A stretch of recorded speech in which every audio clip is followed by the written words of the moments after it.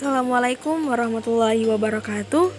Alhamdulillahirrabbilalamin. Wassalatu wassalamu ala asrafil anbiya'i wal mursalin Sayyidina Maulana Muhammadin wa ala alihi wa sahbihi ajma'in. Amma ba'du. Perkenalkan, nama saya Rani Puspita dengan nomor induk mahasiswa 2201 0401 0142. Kali ini saya akan membawakan sebuah video dalam rangka memenuhi tugas UAS Ilmu Dakwah yang diampu oleh Ibu Rizkiatul Hasanah MSOS tentang mind mapping atau peta konsep ilmu dakwah. Sebelumnya, saya telah mempersiapkan mind mapping yang nantinya akan menjadi acuan di video saya kali ini. Untuk tugas ini ada 7 poin pembahasan yang akan saya bahas. Pembahasan yang pertama yaitu tentang landasan ilmu dakwah. Perlu kita ketahui bahwa ada 4 syarat suatu ilmu itu bisa berdiri. Yang pertama yaitu objektivitas. Suatu ilmu harus memiliki yang namanya objek kajian, baik itu yang dilihat dari luar maupun dari dalam. Nah, objektivitas ini terbagi menjadi 2, yaitu objek formal dan objek material. Ilmu dakwah memiliki yang namanya objek kajian, yang dimana objek formalnya yaitu tentang bagaimana sih proses dakwahnya, unsur-unsur dakwahnya, pengelolaan ataupun sumber daya manusianya. Sedangkan objek materialnya adalah yang kita pelajari di ilmu dakwah, baik itu Al-Quran, hadis, ijma, ataupun qiyas. Syarat yang kedua yaitu metodologis atau bisa dikatakan sebagai metode, yang dimana suatu ilmu itu harus memiliki yang namanya metode ilmiah. Metode ilmiah inilah yang akan digunakan dalam mengkaji objek suatu ilmu.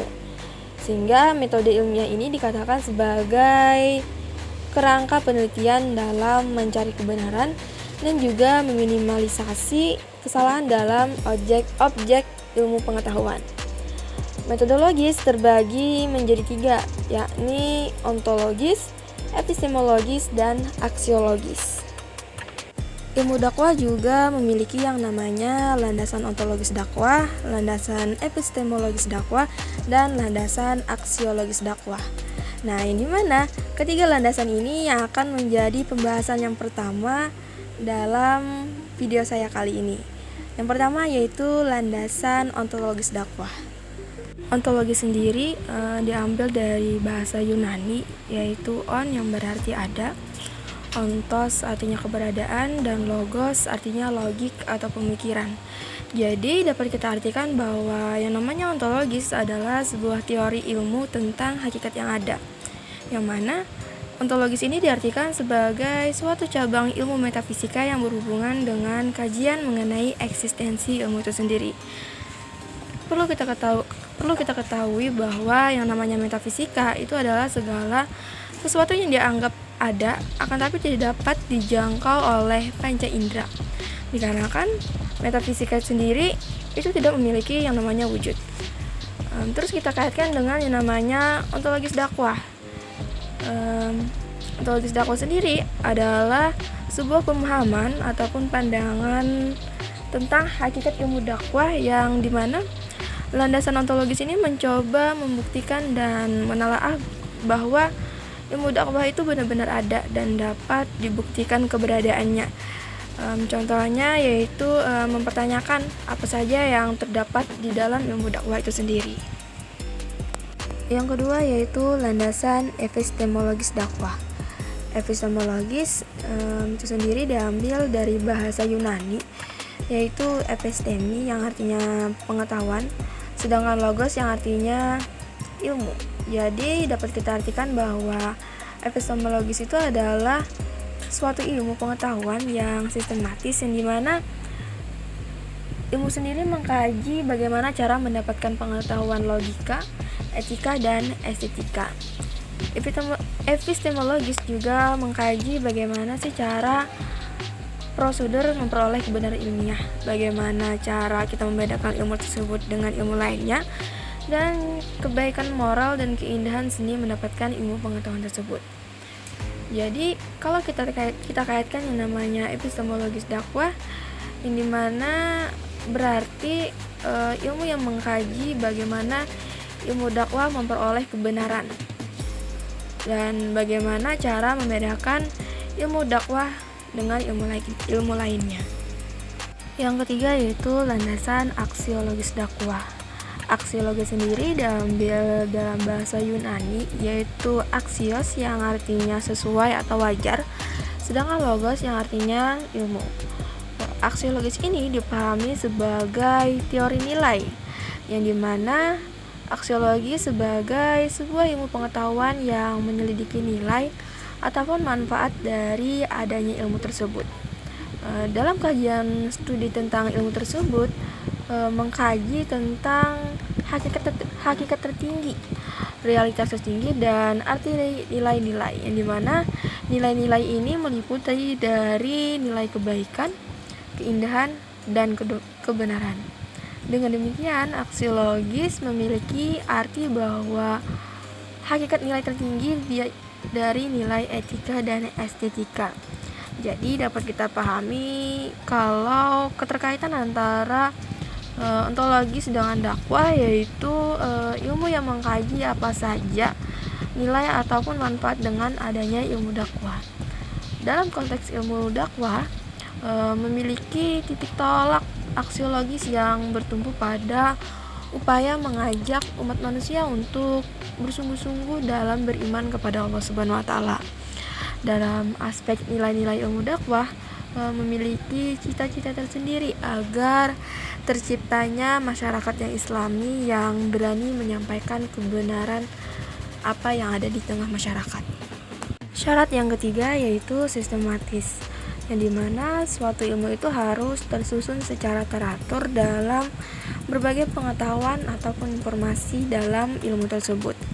Dalam syarat ini juga, ilmu tersebut yang namanya kebenaran ilmu tersebut dapat diuji dari fakta ilmu pengetahuan lainnya.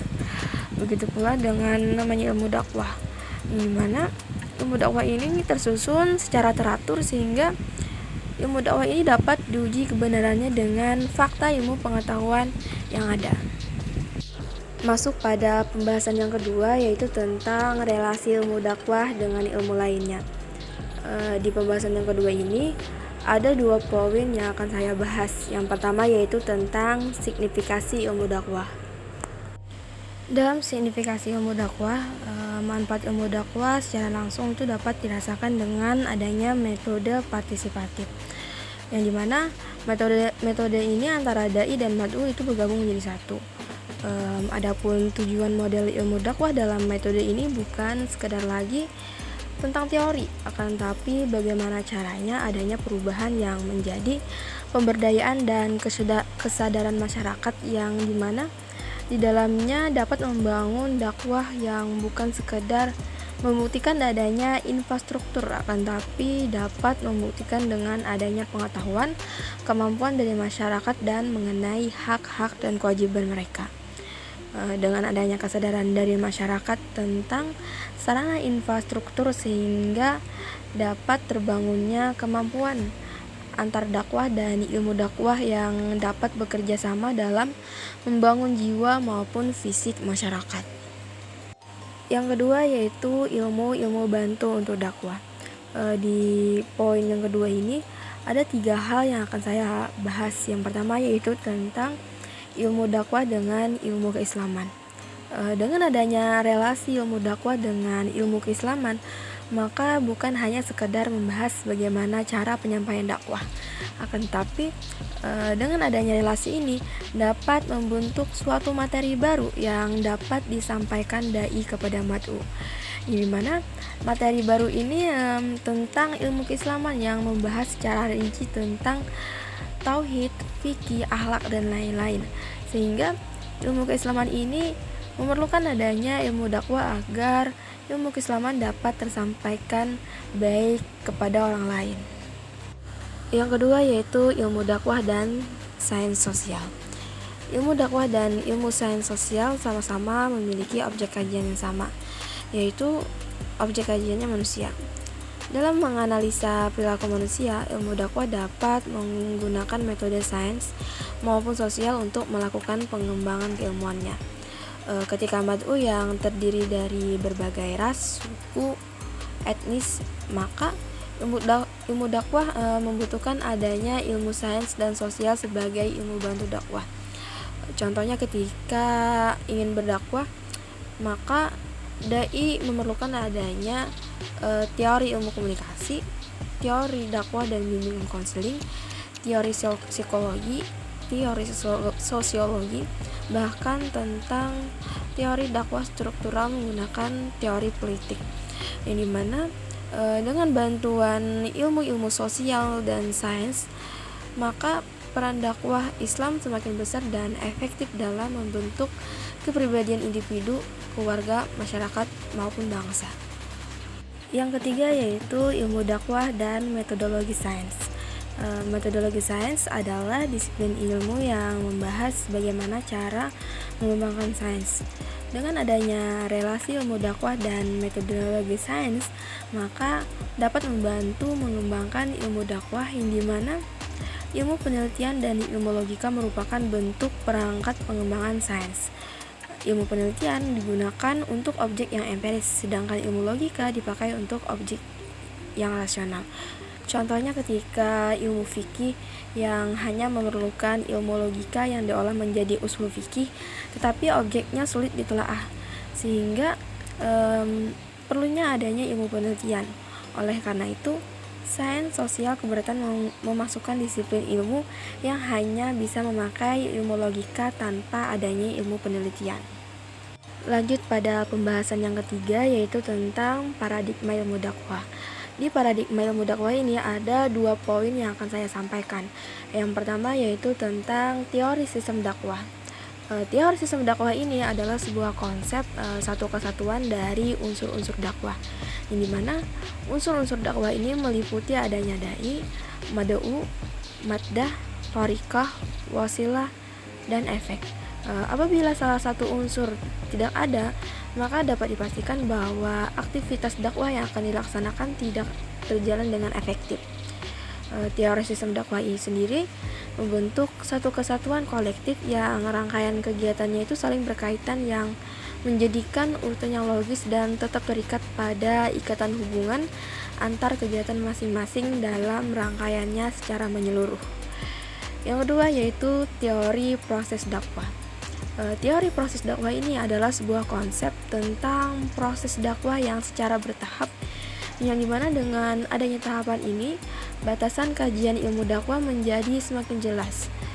Dengan kejelasan ini pula, memudahkan dalam menyampaikan dakwah dengan memilih metode apa saja yang tepat sesuai dengan kondisi yang dihadapi oleh dai. Pembahasan yang keempat yaitu tentang macam model pendekatan media dan metode dakwah. Di pembahasan yang keempat ini ada 5 poin yang akan saya jelaskan. Yang pertama yaitu macam dakwah. Macam dakwah ini terbagi beberapa macam. Yang pertama yaitu dakwah fardiyah, yang dimana dakwah ini dilakukan dengan cara tatap muka atau dakwah yang dilakukan secara langsung, yang dimana dai bertemu langsung dengan mad'u. Dakwah ini biasanya kita lakukan dengan cara menasehati teman ataupun memberikan solusi yang sesuai dengan ajaran Islam kepada teman yang ketika teman berada di suatu kondisi yang mengharuskan meminta solusi dari kita. Yang kedua yaitu dakwah ammah, yaitu adalah dakwah yang dilakukan oleh seseorang yang ditunjukkan kepada orang banyak, yang dimana maksud dakwahnya itu untuk menanamkan pengaruh kepada orang yang mendengarkan. Contohnya ketika seorang khatib yang menyampaikan khutbahnya di waktu sholat Jumat, ataupun pidato-pidato yang berisikan tentang pemahaman Islam. Yang ketiga yaitu dakwah bilisan, adalah dakwah yang dilakukan dengan cara lisan ataupun berupa seruan, yang dimana dakwah ini termasuk kategori dakwah yang tertua, dikarenakan dakwah ini dulu digunakan juga oleh Rasulullah SAW. Yang keempat yaitu dakwah bilhal, yang dimana dakwah ini dilakukan dengan perbuatan nyata yang dilakukan oleh seorang dai, dengan mencontohkan terlebih dahulu agar dapat menumbuhkan dan mengembangkan upaya kesadaran dalam masyarakat ketika dalam mengatasi suatu masalah. Contohnya ketika seorang dai yang menyantuni orang miskin ataupun memberikan sumbangan kepada panti asuhan, yang dimana dengan adanya tindakan tersebut diharapkan masyarakat juga dapat mengikuti apa yang dilakukan dai agar setidaknya dapat mengatasi masalah-masalah yang ada di sekitar masyarakat. Yang kelima yaitu dakwah bitadwin, yang dimana dakwah ini dilakukan dengan cara tulisan. Contohnya itu ketika tulisan-tulisan yang biasanya itu ada di buletin maupun caption postingan di sosial media, yang dimana tulisan tersebut berisikan tentang ajaran-ajaran Islam.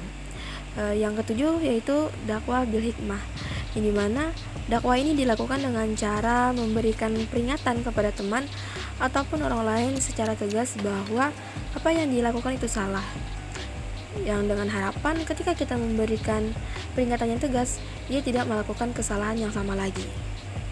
Yang kedua yaitu modal dakwah. Modal dakwah ini adalah sebagai contoh atau bentuk dakwah yang diharapkan boleh menjadi acuan dalam konteks pelaksanaan dakwah, di mana ketika kita menyampaikan dakwah diharapkan apa yang kita sampaikan itu berjalan dengan efektif maupun efisien. Adapun modal dakwah menurut pendapat Ali Aziz sebagai berikut. Yang pertama yaitu dakwah bilisan, yang dimana dakwah ini dilakukan secara lisan. Yang kedua yaitu dakwah bilhal, yang dimana dakwah ini dakwah yang disampaikan melalui perbuatan. Yang ketiga yaitu dakwah bil katabah, yaitu dakwah yang menggunakan pena ataupun tulisan. Yang ketiga yaitu pendekatan dakwah, yang dimana di pendekatan dakwah ini adalah salah satu penentuan strategi dan pola dasar yang menjadi langkah awal di dalam kita berdakwah, yang dimana ini di pendekatan ini terdapat metode ataupun teknik untuk mencapai tujuan dakwah yang efektif. Maksudnya ketika kita ingin berdakwah, kita itu harus mengenal terlebih dahulu bagaimana karakter mad'u ataupun bagaimana situasi kondisi di sekitar mad'u tersebut. Dikarenakan kita tahu tidak semua orang memiliki kondisi yang jelas, yang dimana pastinya tidak semua orang memiliki kondisi yang sama. Jelas semua orang itu memiliki kondisi yang berbeda-beda. Oleh karena itu pentingnya pendekatan dakwah ini agar ketika kita berdakwah kita dapat menggunakan metode-metode yang sesuai dengan kondisi mad'u agar apa yang kita sampaikan bisa tersampaikan dengan baik. Adapun beberapa pendekatan dakwah, yang pertama yaitu pendekatan dakwah secara struktural, yang dimana pendekatan dakwah secara struktural ini adalah berupa kegiatan dakwah yang menjadikan kekuasaan birokrasi ataupun kekuatan politik sebagai alat untuk memperjuangkan Islam. Dengan pendekatan ini dapat membangun sehingga ketika dai menyampaikan dengan melakukan pendekatan ini, maka dakwah yang diajarkan dengan memanfaatkan struktur politik maupun ekonomi guna menjadikan Islam sebagai ideologi negara, sehingga nilai-nilai Islam terwujud dalam kehidupan berbangsa dan bernegara. Yang kedua yaitu pendekatan dakwah kultural, yang dimana pendekatan dakwah ini melakukan pengembangan dakwah melalui jalur kultural non formal, yang biasanya melalui pengembangan masyarakat, kebudayaan sosial, dan bentuk non formal lainnya. Yang ketiga yaitu pendekatan sosial, yang dimana pendekatan ini didasarkan atas pandangan bahwa mad'u dakwah adalah manusia yang bernaluri sosial serta memiliki keterkaitan dan ketergantungan dengan orang lain. Oleh karena itu, pendekatan ini meliputi adanya pendekatan pendidikan, pendekatan budaya, pendekatan politik maupun pendekatan ekonomi. Yang keempat yaitu pendekatan ekonomi, yang dimana pendekatan ekonomi ini pelaksanaan dakwah dilakukan pada masyarakat yang minus ekonomi, yang dimana untuk meningkatkan kesejahteraan hidup atau disebut dengan dakwah bil hilal, yang dilakukan sebagai pendukung stabilitas keimanan dan kontinuitas ibadah masyarakat. Yang terakhir yaitu pendekatan psikologis. Pendekatan ini memiliki dua aspek. Yang pertama yaitu citra pandang dakwah terhadap manusia sebagai makhluk yang memiliki kelebihan dibandingkan dengan makhluk lainnya. Oleh karena itu, mereka harus dihadapi dengan pendekatan persuasif, hikmah, dan kasih sayang. Yang kedua yaitu aspek realitas pandang dakwah terhadap manusia, yang di samping itu memiliki beberapa kelebihan dan ia juga memiliki berbagai macam kekurangan serta keterbatasan. Yang keempat yaitu media dakwah. Media dakwah ini adalah bisa dikatakan sebagai alat ataupun sarana yang digunakan oleh dai dalam menyampaikan dakwah kepada mad'u.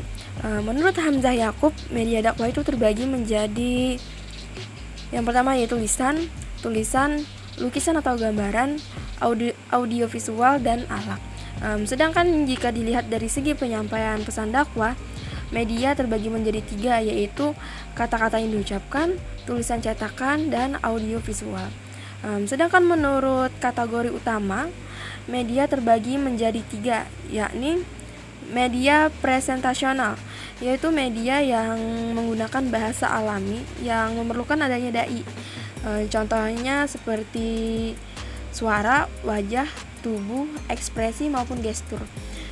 Yang kedua yaitu media representasional, yaitu adalah media yang bersifat kreatif yang biasanya seperti buku, lukisan, foto, tulisan, arsitektur, dekorasi interior, konvensi estetik maupun kultural. Yang ketiga yaitu media mekanis atau bisa disebut dengan media transmitter, yang dimana media ini menghubungkan antara dai dan mad'u dengan jarak jauh.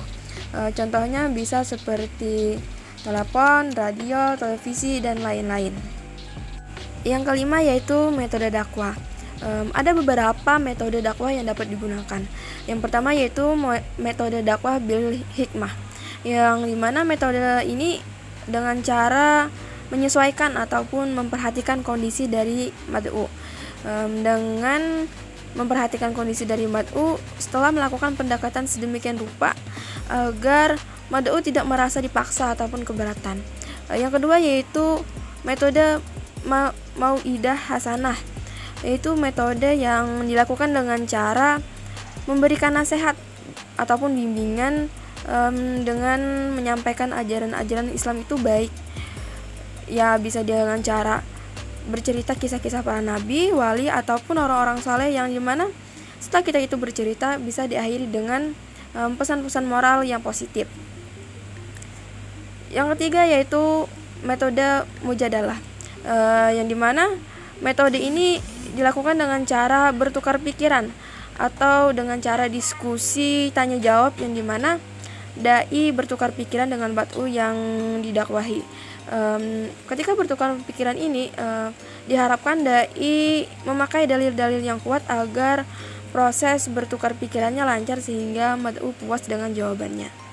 Adapun metode yang dilihat dari aspek sosiologis, yang pertama yaitu metode dakwah yang dilihat dari pedesaan, yang dimana metode ini dilihat dari aspek ciri-ciri masyarakat ataupun keadaan sosial, yang dimana metode ini menggunakan metode interpersonal atau secara langsung. Misalnya bisa dengan cara pengajian, tablik akbar, ataupun secara langsung. Dikarenakan waktu dan rutinitas yang dilakukan orang pedesaan yang relatif masih banyak waktu kosong, serta sikap individualisme yang masih rendah. Yang kedua yaitu metode masyarakat marginal, yang dimana metode ini menekankan pada usaha yang bisa dinikmati dan mengangkat harkat martabat serta kesejahteraan hidup kelompok masyarakat. Yang ketiga yaitu metode teknologi, yang dimana metode ini memanfaatkan teknologi yang dimana berkembangnya berbagai macam media komunikasi yang mampu bersaing tanpa batas. Adapun metode media komunikasi ini terbagi menjadi 2, yaitu media cetak dan media elektronik. Dari 2 media ini dapat digunakan dalam berdakwah, yakni dengan cara memanfaatkan surat kabar, majalah, buletin, dan lain-lain, yang dimana topik pembahasannya bisa diisi dengan ajaran-ajaran Islam. Adapun media elektronik, yakni dengan memanfaatkan internet yang memiliki kelebihan tanpa batas yang tidak pernah dimatikan. Masuk pada pembahasan yang kelima, yaitu aspek-aspek yang berhubungan dengan problematika dakwah masa kini. Di pembahasan yang kelima ini ada 3 poin yang akan saya sampaikan. Yang pertama yaitu dari sumber daya dai. Sumber daya dai ini sebenarnya termasuk dalam problematika internal, yang dimana pada dasarnya problematika itu terbagi menjadi 2. Yang pertama yaitu problematika secara internal maupun eksternal. Yang dimana problematika internal ini meliputi dari unsur-unsur dakwah.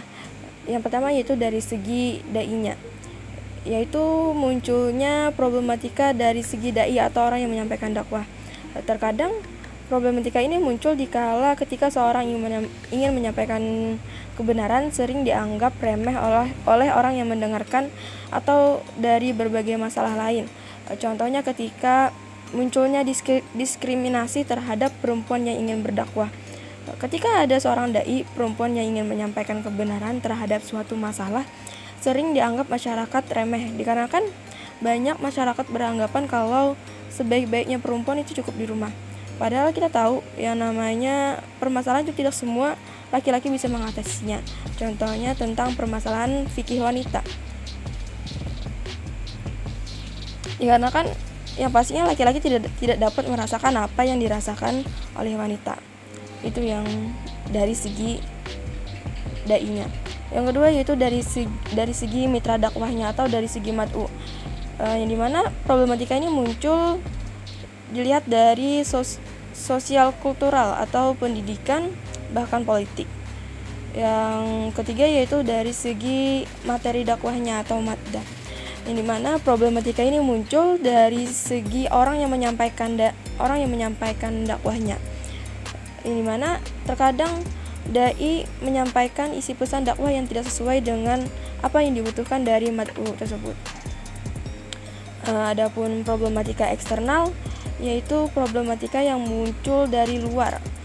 Salah satunya bisa kita ambil dari contoh tentang kemajuan iptek, yang dimana ketika dakwah tidak dapat menyesuaikan dengan perkembangan kemajuan iptek, maka dakwah akan mengalami yang namanya kemunduran ataupun ketertinggalan. Yang contoh dari permasalahan ini bisa kita lihat dari maraknya gangguan dari orang luar, yang dimana kaum barat sedang gencar-gencarnya menghancurkan kaum muslim, yaitu salah satunya dengan cara membantu masyarakat yang terkena musibah di wilayah kaum muslim. Contohnya kayak kasus di Cianjur, yang dimana adanya sebuah posko dari agama lain yang sengaja dikirim oleh misionaris untuk melakukan tujuan dakwah mereka.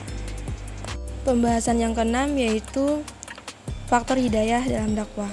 Di pembahasan yang keenam ini ada 3 poin yang akan saya sampaikan. Yang pertama yaitu arti hidayah dan macam-macamnya.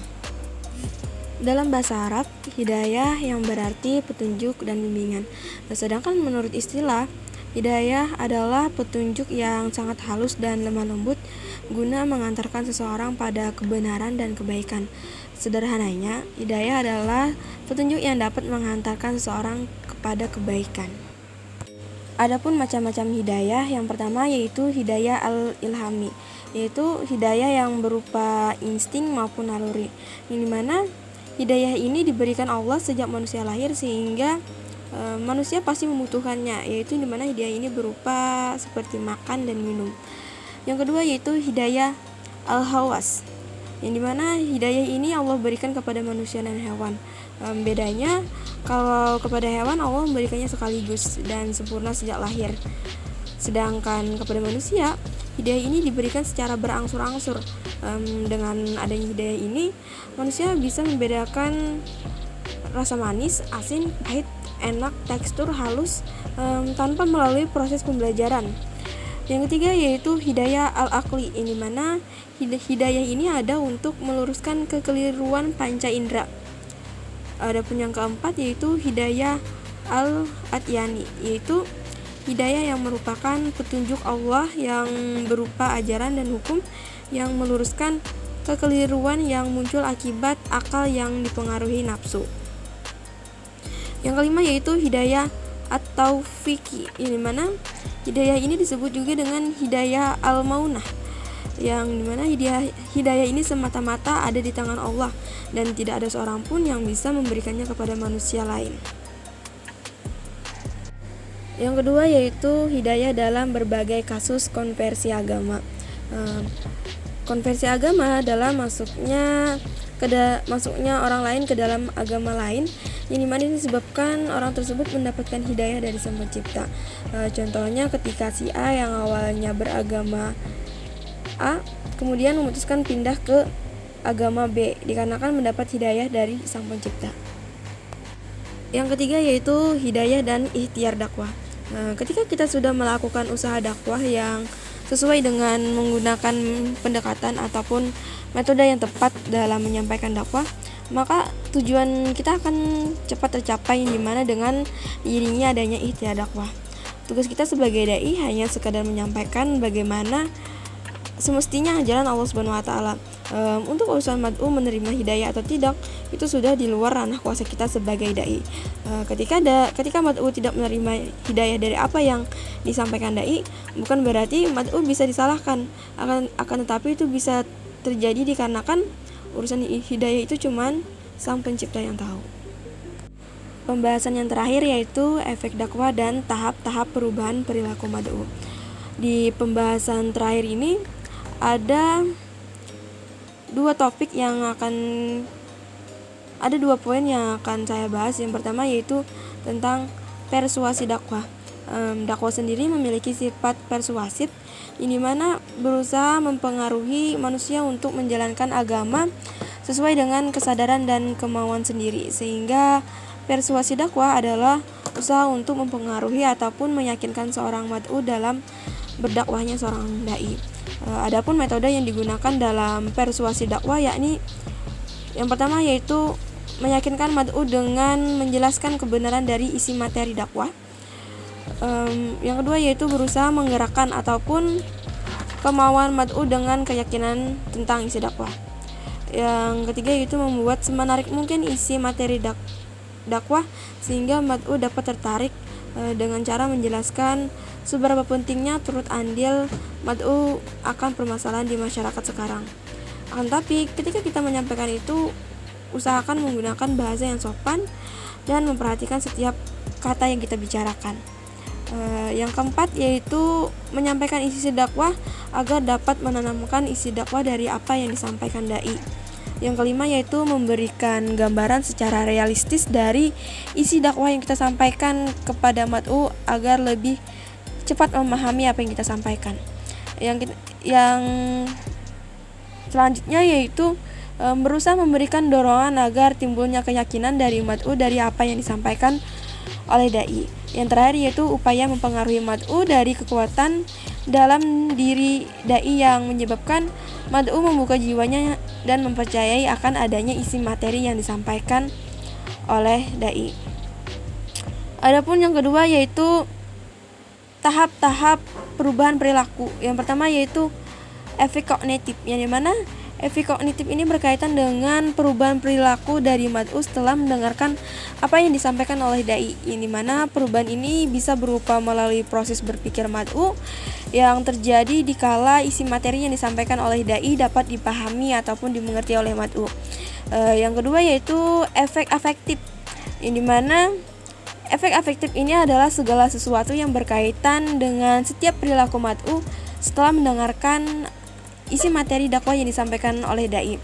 Pada tahap ini, mad'u juga pemahamannya tentang isi materi dakwah akan membuat keputusan untuk menerima dakwah ataupun tidak dari apa yang disampaikan oleh dai. Yang ketiga yaitu efek behavioral, di mana efek ini timbulnya dari diri mad'u, baik itu berbentuk perilaku, tindakan ataupun perbuatan, yang dimana isi pesan dakwah yang disampaikan kepada mad'u berhasil diterapkan oleh mad'u dalam kehidupan sehari-hari. Adapun yang terakhir yaitu evaluasi efek dakwah.